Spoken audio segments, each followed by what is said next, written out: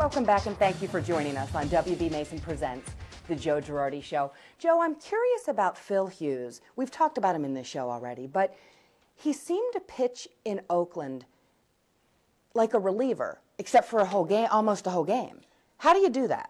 Well, I don't know. It just shows me that his stuff is not falling off. And then he's very strong at this point in the season. I would agree with you. I mean, he attacked. His fastball was downhill.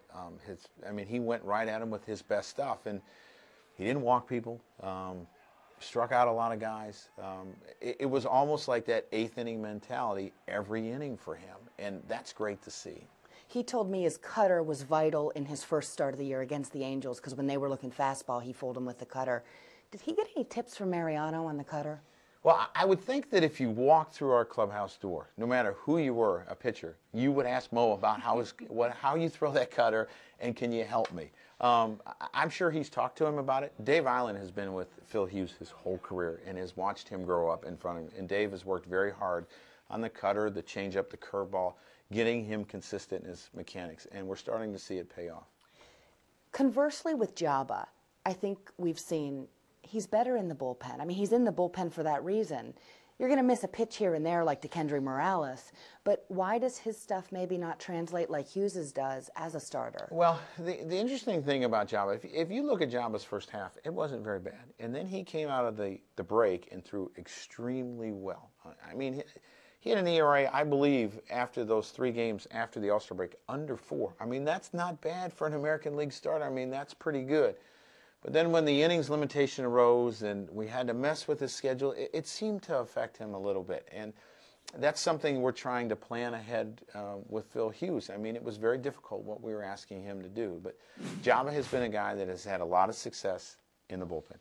He had a lot of success in 2008 as a starter and had some success in 2009.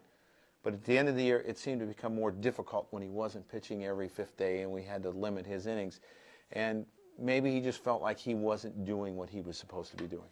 Will we need Hughes rules? I can't say Hughes rules. I hope we don't have them. Will you need to have those this year to limit his innings? Well, I mean, we already took the precaution early on where we skipped him a couple times. And his number is bigger than Joba's because he's been a starter in the minor leagues and has pitched a full season in the minor leagues as a starter. But, I mean, there's some limitations, but not a whole lot. You know, Joe, with Joba, maybe he set that bar so high out of the bullpen early that people expect him to be like that as a starter, and it would be impossible almost for him to measure up. Do you see what I'm saying? Maybe the expectations he almost set for himself made it impossible to live up to. You know what? I think that's possibly true because he took the Yankees by storm in 2007, how dominant he was, and then the bullpen in 2008. And, you know, I think people expect that you can do that every inning as a starter. It can't be done. You don't see guys do that every inning as a starter. And velocity always goes up when you go into the bullpen as a starter. So, I mean, he set the standard really high for himself, but we think he's going to be a big part of our team this year. As great a start as the Yankees have gotten off to, is there any surprise that the Tampa Bay Rays are almost with you step for step? No, I'm not surprised at all. You look at the rotation, outstanding. You look at the defense they play, outstanding. You look at the base running, outstanding. They have power. I mean, they have guys that can hit the ball out of the ballpark. I'm not surprised. I mean, we talked about they're a very talented team.